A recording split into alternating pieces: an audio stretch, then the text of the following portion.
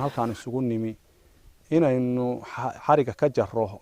wadadii diversionka ahayd ama se jayga ahayd oo ka leexanaysay faratooyo ilaa xarfo u dhaxaysay wadadaasoo 36 kilomitir oo ah jidka jayga ah oo loo soo sameeyay dib u habayn lagu sameeyay dib u habaynta iyo dhismahaas oo iska kaashadeen wasaaradda hawlaha guud iyo guriyeynta Burtinle iyo shirkadda xilqaan. waxaan dadweynaha reer Burtinle u sheegayaa oo u qaba inaanu Sharma'arke lacag ka qaadanay wadada lacagta naga soo gaadhay wasiir iyo dadweyne waxa weeye 550,000 570,000 oo aan ugu soo guurnay wadada aan ku soo sameynay mobilization ilaa iyo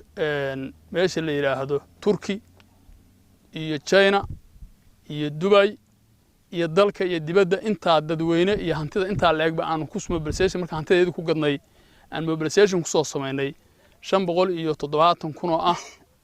iyo infooskii koobaad oo 270 ah lacagtaas 840,000 ayaa naga soo gaaray gacanta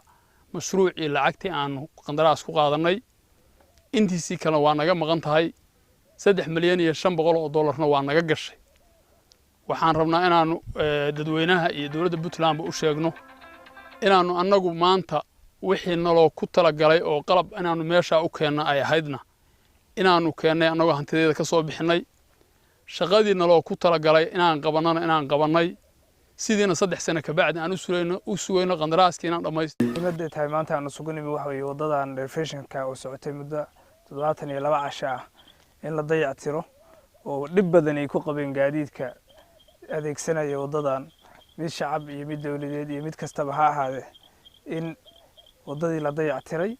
ay soo dhamaatay ba maanta furitaankeeda halkaan u nimi waxaan marka rabaa inaan uga mahad celiyo shirkadda xilqaan hawshii aan ka codsanay inay la qabtaan oo iyagu wax ku daraan wadadan anaguna aanu shidaalka iyo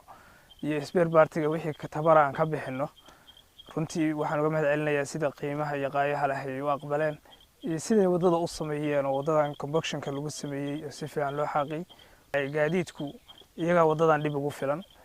sababtoo tahay baabuurta waaweyn oo dabada wax ku xiran yihiin oo wadada xaqaya bari kuwa cabanaya waa iyaga kuwa dibtu ka soo gaaraysa waa iyaga waxa loo baahanahay marka in gudoomiyaasha degmooyinka iyo goboladuba iyo taliyaasha qaybtu aan horena uga wada hadalay in baabuurta laga jiro waxa dabada ku xiran oo laamiga xataa burburinaya in ay awaamirtaas ay tahay u qaataan ay wadadaas ay ka ilaaliyaan